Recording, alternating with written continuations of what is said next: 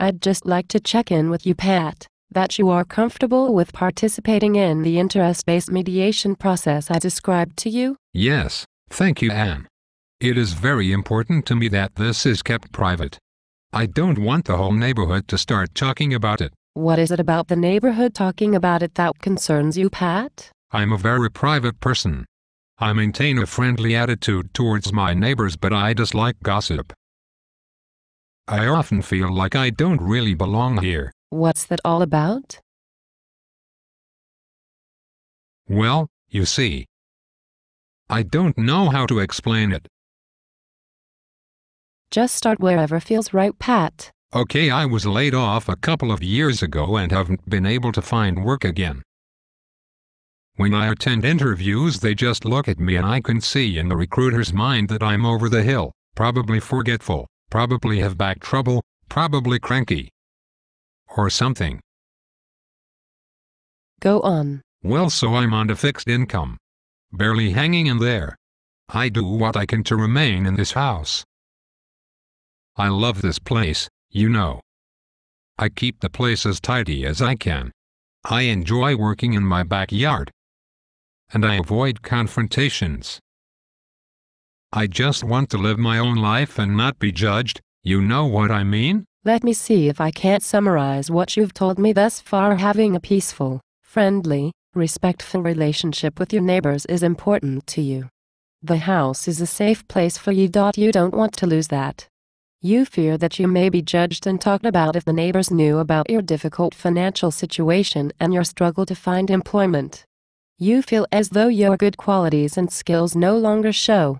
And so, confidentiality is extremely important to you. Did I understand you correctly? Yes, you certainly did. It's funny, I already feel better just talking to you. That's good to know, Pat. I'll make sure we clarify the confidentiality issue with Chris before we get started, okay? Thanks. Now, can we talk about what happened? What is the story with the fence? Well, Chris and I are neighbors. Our neighborhood is one of those where yards are kept in good order. No fencing. She has a dog and 2 kids. I live alone. Chris allows her dog out unsupervised. It regularly comes into my backyard and, well, poos there, more often than not, you know what I mean? I did speak to her about it some time ago, but it still does it. All the time. I don't like confrontation, so I just clean it up myself. And the idea of putting up the fence? Yes, well, Chris came to talk to me the other day as I was putting away my lawnmower. She said she'd decided to put up a fence around her backyard to keep her dog and her kids from roaming into my yard. I don't really have an issue with the kids, they came over only once, but I caught them playing on a wood pile I have in the back and I was concerned that they might fall and get hurt. They haven't been back since I spoke to them, so that's not the problem. And so tell me about the conversation then? I asked her what kind of fence she had in mind and she said a chain link one. I really don't like chain link. They look so industrial. I said I thought a wooden fence would look much prettier. And then? Well, that was that. She went back home and I put away the mower. But then, I came home one day from another failed job interview and there was a note in my mailbox, from Chris, saying that I have to pay $1,000 towards the new fence. So that's just crazy. I don't even want a fence. So why should I cough up $1,000? The day you two spoke, did she say anything about you paying towards the fence? No. Not a word. In fact, we hadn't spoken since then. Mind you, it's not like we talk a lot anyway. But when I got the note, well, I was shocked. She wants me to pay for half the fence. It's totally unfair. I don't see that I should pay for half of a fence that I don't even want. In point of fact, I don't have that kind of money. I just don't know what to say to her. So I've done what I can to avoid her, including not going out into my own backyard. In fact, I'm so ashamed about the whole thing. I'm sure if I'd not complained about the dog or spoken to the kids, none of this would have happened. I just want my life to go back to normal. I don't mind picking up the dog poo. Thank you, Pat. That is a lot of information, and I can see that it is upsetting to talk about that. So the fence, you didn't ask for it. In fact, you don't seem to like the idea of any kind of fence at all, do you? No, I don't. Although if it were a wooden one, at least that's pretty. Right. And so then there you are, dealing with your disappointment with the job interview, and this shock comes out of the blue that Chris expects you to pay $1,000 towards the fence, and you don't know what to say to her. Now you feel trapped. You're avoiding the embarrassment of explaining to her that you can't pay, but at the cost of not being able to go into your own backyard.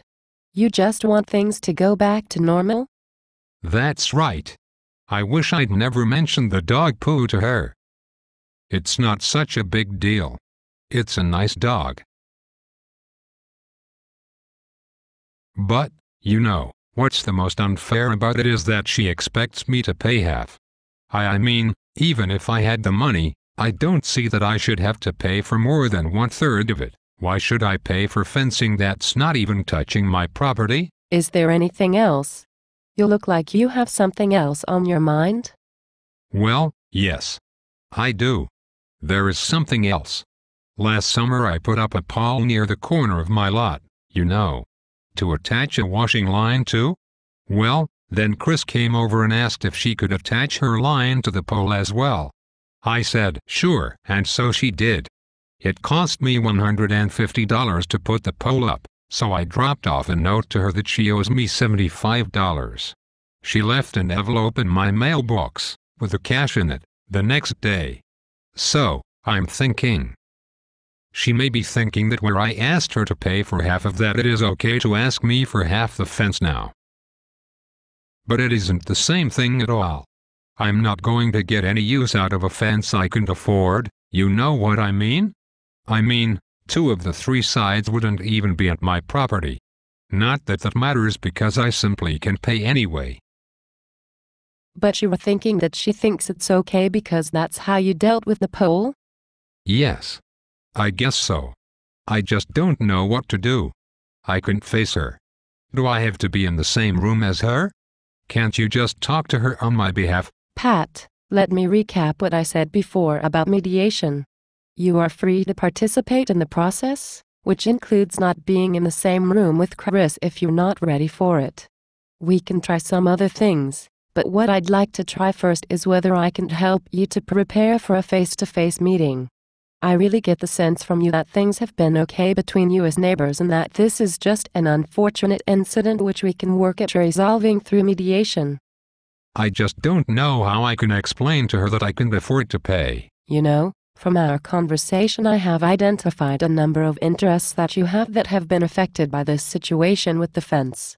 I think if we focus on how to ensure that your interests are taken care of through mediation, we can find a way of resolving this issue in a way that will restore the good neighbor relationship between you. Oh, really? Like what? Well, I see that your home and the yard are extremely important to you. It gives you a sense of belonging. Then, your self-esteem is important. You'll want to be respected. And then there is the value you place on the aesthetics of the neighborhood, an attractive environment that you want to maintain and contribute to. You have a strong sense of fairness and, what shall I call it? Good neighbors?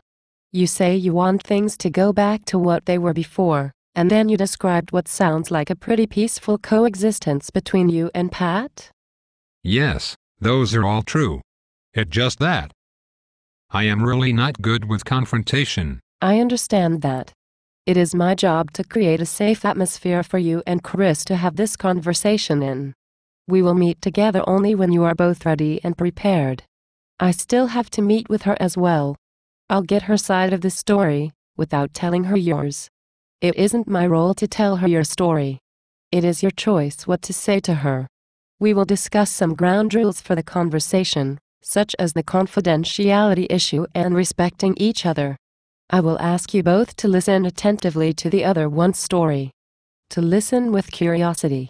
We will explore your respective interests, much as I've done with you this afternoon, and then we will explore a range of possible solutions to the fence issue, to see what can be agreed to, in a way that meets the interests of both of you. So I won't have to tell her that I can afford it? Not unless you want to.